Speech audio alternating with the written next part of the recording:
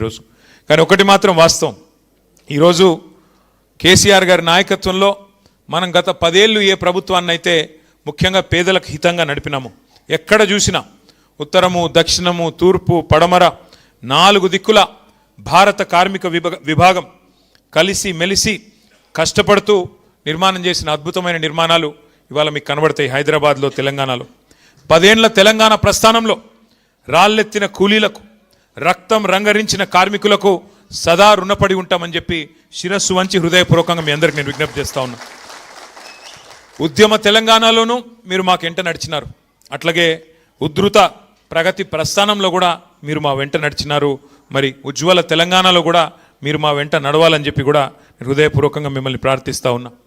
తెలంగాణ సంపద పెంచి దేశం ముందు సగర్వంగా నిలబడే విధంగా మరి నిలబెట్టిన ప్రతి కార్మిక సోదరికి సోదరుడికి సలాం తెలియజేస్తూ ఉన్నా.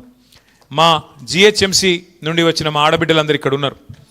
బహుశా నాకు తెలిసి భారతదేశ చరిత్రలో ఏ ముఖ్యమంత్రి గారు కూడా ఈ శ్రమజీవుల విలువని శ్రమజీవుల వారు చేస్తున్న కాంట్రిబ్యూషన్ను కేసీఆర్ గారు గుర్తించిన వాళ్ళు లేరు. సఫాయి అన్నా నీకు సలాం అన్నా అన్న ముఖ్యమంత్రి బహుశా భారతదేశంలో ఒకే ఒక్కడు మన కేసీఆర్ గారు. కేవలం మాటలతో సరిపెట్టకుండా కేసీఆర్ గారి నాయకత్వంలో జిహెచ్ఎంసీలో బ్రహ్మాండంగా వారందరూ అడగకపోయినా వేతనాలు పెంచిన రోజులు మీకు గుర్తున్నాయని చెప్పే నేను అనుకుంటా ఉన్నా. మరి 2.5 ఏళ్ళు ఏమవుతుందో నాకంటే బాగా మీకే ఎరక. ఇక నేను చెప్పను, మీకే తెలుసు ఏం చేస్తున్నారు, ఏం చేయలేకపోతున్నారు. ముఖ్యమంత్రి గారు మున్సిపల్ మంత్రి ఇప్పుడు, కానీ ఆయన ఏం మాట్లాడుతున్నారు ఎరికేనా? మా హైదరాబాద్లో 5,000 ఆటోలు ఉన్నాయి, వాళ్ళు సాఫ్ సఫాయి చేస్తున్నారో చేస్తలేరో, ఆటోలు తిరుగుతున్నాయో తిరుగుతలేవో నాకు తెలియదు. ఏది ముఖ్యమంత్రి గారు మున్సిపల్ మంత్రి ఆయన చెప్తున్నాడు, వాళ్ళు చెత్త తీస్తున్నారో లేదో నాకు తెలియదు. గంత తెలియని పరిస్థితులు ఉన్నాడు ముఖ్యమంత్రి. నాకు అర్థం కాదు, మీరు చేస్తున్న కష్టం కనబడతలేదా? అంటే శ్రమను గుర్తించే ముఖ్యమంత్రికి, గౌరవించే ముఖ్యమంత్రికి, మీ శ్రమ విలువ తెలియని ముఖ్యమంత్రికి తేడా ఏందో కేసీఆర్ గారిని రేవంత్ రెడ్డి గారిని చూస్తే మీకే అర్థమవుతుందనే మాట కూడా నేను మీకు ఈ సందర్భంగా విజ్ఞప్తి చేస్తూ ఉన్నా. ఇవాళ కేసీఆర్ గారి నాయకత్వంలో మిమ్మల్ని భాగస్వాములుగా చేసుకుంటూ ముందుకు నడిచినాం.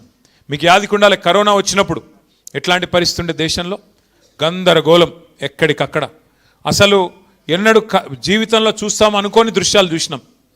100 కిలోమీటర్లు పిల్లను పాపను సంకలెత్తుకొని ఒక సూట్ కేసు మీద కూర్చోబెట్టుకొని బస్సు దొరకపోతే, రైళ్లు లేకపోతే, లారీలు కూడా బంద్ అయితే నడుచుకుంటూ పోయిన రోజులు ఒక్కసారి గుర్తు తెచ్చుకోండి.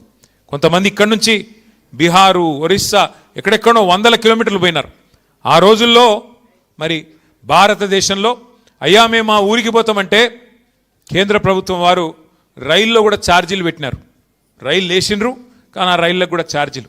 భారతదేశంలో ఒకే ఒక్క నాయకుడు కేసీఆర్ గారు ఆ ఇతర రాష్ట్రాల నుంచి వచ్చిన కార్మికులను కూడా కడుపులో పెట్టుకొని చూసుకొని వాళ్ళకు జేబులో ఒక 1000 రూపాయలు పెట్టి భోజనం పెట్టి చీఫ్ సెక్రటరీని డీజీపీని రైల్వే స్టేషన్కు పంపించి వాళ్ళకు జెండా ఊపి మీరు మీ ఊర్లకు వండి బిడ్డ